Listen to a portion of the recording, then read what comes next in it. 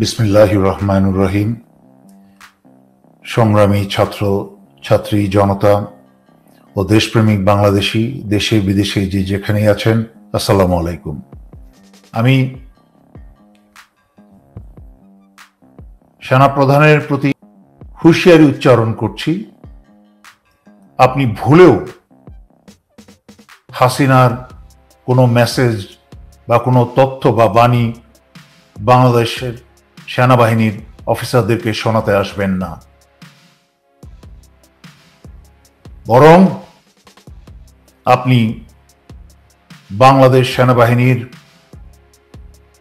80% কমসে কম যে ক্ষিপ্ত দেশপ্রেমিক অফিসাররা আছে, বর্তমানে দেশের করুণ রক্তাক্ত অবস্থা দেখে যাদের অন্তরে চোখে আগুন জ্বলছে, তাদের কথা শুনবেন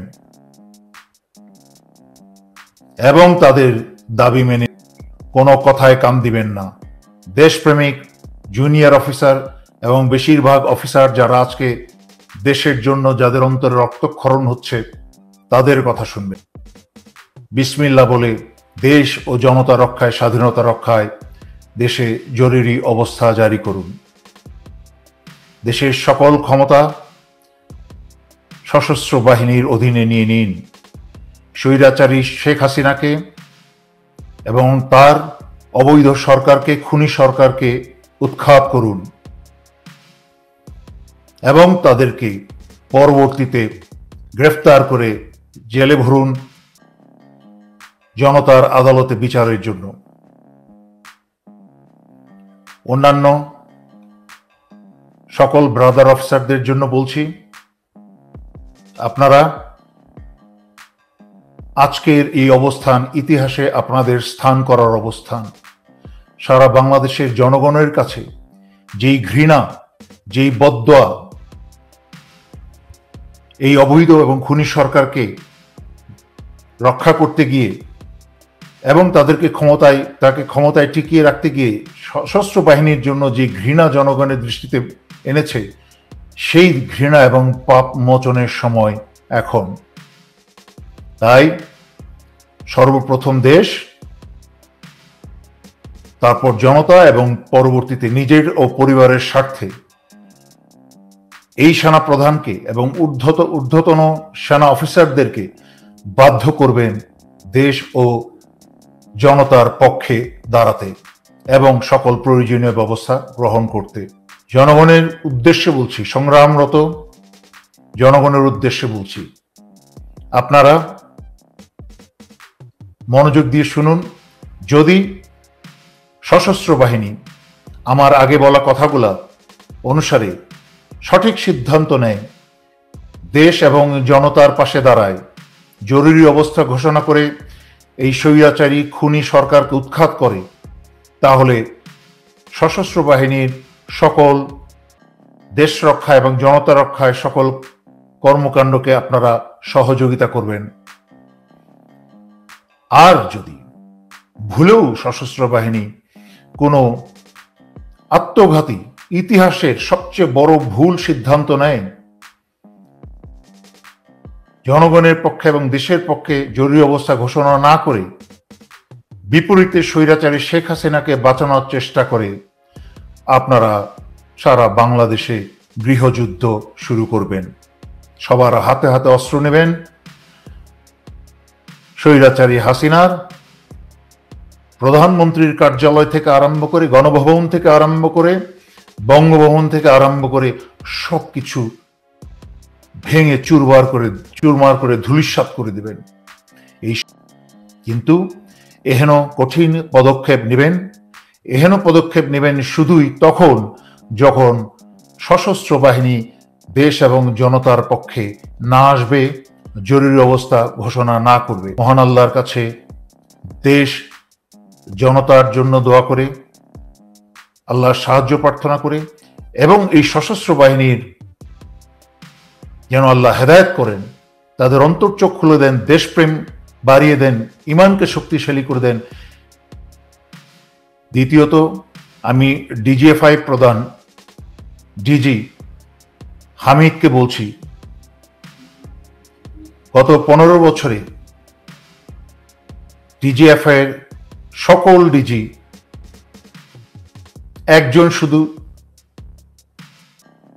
তেমন কোনো খারাপ কাজ করে নাই এবং উনি বেশি দিন ছিলেন না।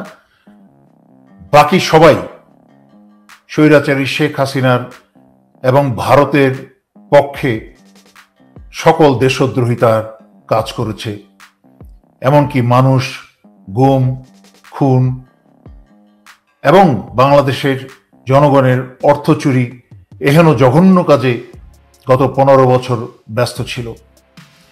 তাই হামিদ, তোমাকে আমি একাডেমি থেকে চিনি, তোমার উদ্দেশ্যে বলছি, এই তোমার শেষ সময়।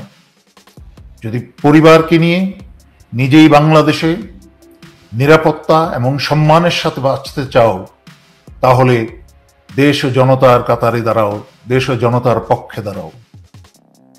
তোমার পবিত্র দায়িত্ব রয়ের সকল সেলকে শুধু ডিজিএফআই থেকেই না, বাংলাদেশ থেকে উৎখাত করা।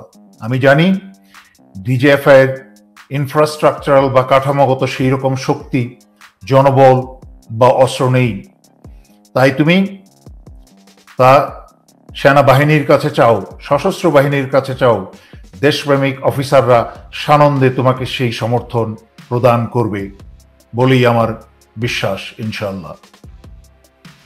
তুমি স্বৈরাচারী শেখ হাসিনার এবং তার আওয়ামী লীগকে এবং স্বৈরাচারী শেখ হাসিনাকে তোষমৎকারী যত প্রকার ব্যক্তিবর্গ এবং সংস্থা আছে, তাদের সকলের কাছ থেকে সমর্থনের বা সাহায্যের হাত সরিয়ে নাও। এবং অত্যন্ত গুরুত্বপূর্ণ দেশ এবং স্বাধীনতা রক্ষার্থে ডিজিএফআই ভারতের রয়ের যত সেল আছে তা ইমিডিয়েটলি এখনই উৎখাত করো। কারণ বাংলাদেশের দেশপ্রেমিক সশস্ত্র বাহিনী দেশ রক্ষায় নেমে গেলেও এই বাংলাদেশের নিরাপত্তা, স্বাধীনতা এবং জনগণের শান্তি এবং নিরাপত্তা নষ্ট করার জন্য এরা সকল প্রকার চাল খেলে যাবে। এই বাংলাদেশের বুকে আর রয়ের কোনো জায়গা দেওয়া যাবে না। আমার মন ভারাক্রান্ত, কিন্তু আমি আশাহীন নই। আমি আশা ছেড়ে দেবার লোক না, আমি আশাবাদী লোক। আর আশাবাদী লোকেরা হয় শক্তিশালী। আল্লাহর রহমতে আমি আশাবাদী। এই নতুন প্রজন্মের ছেলেমেয়েরা আশাবাদী, তাই তারা শক্তিশালী। তারা বুলেটকে ভয় পায় না।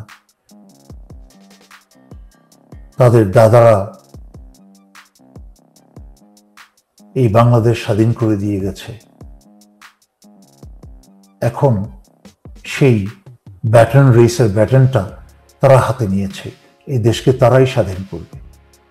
আমার মতো কিছু লোক তাদের কাছে সত্য প্রকাশ করবে এবং দিক নির্দেশনা দিবে। ইনশাল্লাহ এই দেশ স্বাধীন হবেই। আমি যেসব বাংলাদেশ সশস্ত্র বাহিনীর যেসব সোর্স থেকে আমি খবর পেয়েছি, তাদের কথা এবং বুদ্ধিমত্তা শুনে আমি নিজেই মুগ্ধ হয়ে গেছি।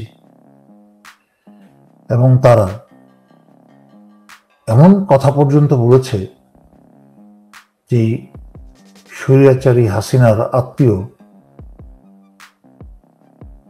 সবসময় স্বৈরাচারী হাসিনা বাংলাদেশ একটা ভয়ঙ্কর ক্রান্তি লগ্নের মাঝে দিয়ে যাচ্ছে, যা বাংলাদেশের ইতিহাসে আগে কোনোদিন হয়নি। এমনকি 1971-এর স্বাধীনতা যুদ্ধও হয়নি।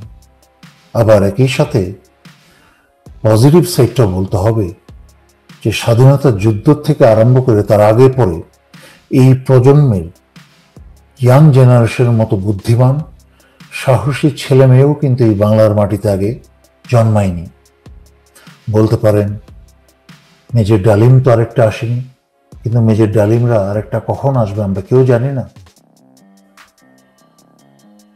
বলেছে সেনাবাহিনীর সকল অফিসারকে যে তারা যেন জনতার উপর গুলি না করে, জনতার বিরুদ্ধে যেন গুলি না চালায়। কিন্তু আপাত দৃষ্টিতে শুনলে মনে হয় যেন এটা একটা সুসংবাদ। আসলে এখানেই শেষ নয়, সে আরও বলেছে যে সশস্ত্র বাহিনীর কোনো সদস্য যেন জনতার পক্ষে, দেশের পক্ষে না দাঁড়ায়, এবং সরকারি যেই আদেশ আসবে সেটা যেন পালন করে। এর মানে কি হলো? এর মানে হলো হাসিনাকে টিকিয়ে রাখতে হবে, হাসিনা যা বলবে তা শুনতে হবে। এর মানে হলো সশস্ত্র বাহিনী নীরব দর্শকের ভূমিকা পালন করবে, আর ভারতের এবং ছাত্রলীগ, পুলিশের, বিজিবির, এমনকি সেনাবাহিনীর ইউনিফর্ম পরে সাধারণ জনগণকে হত্যা করবে। চূড়ান্ত আপডেট আমি সামনে কি দিব জানি না, তবে শেষ করার আগে এইটুকু বলছি, এর কাছ থেকে আর বেশি কিছু আশা করা যায় না। এই হাসিনার গোলাম, ভারতের চাকর, এই সেনা প্রধানের কাছ থেকে ভালো কিছু আশা আমি আগেও করিনি। যথেষ্ট ওয়ার্নিং দিয়েছি। বাংলাদেশের গৃহযুদ্ধ এবং সামনের রক্তক্ষয়ের জন্য ইন্টারন্যাশনাল ক্রিমিনাল কোর্টে সবার আগে হাসিনার সাথে এই সেনা প্রধানকে দাঁড় করানো হবে। বিজয় সামনে, কেউ মন ভাঙবেন না, এবং সবাই ঘরে ঘরে প্রস্তুত হন অস্ত্র হাতে নিয়ে। এই বলে আজকে রাত্রের জন্য শেষ করছি। ধন্যবাদ। আসসালামু আলাইকুম।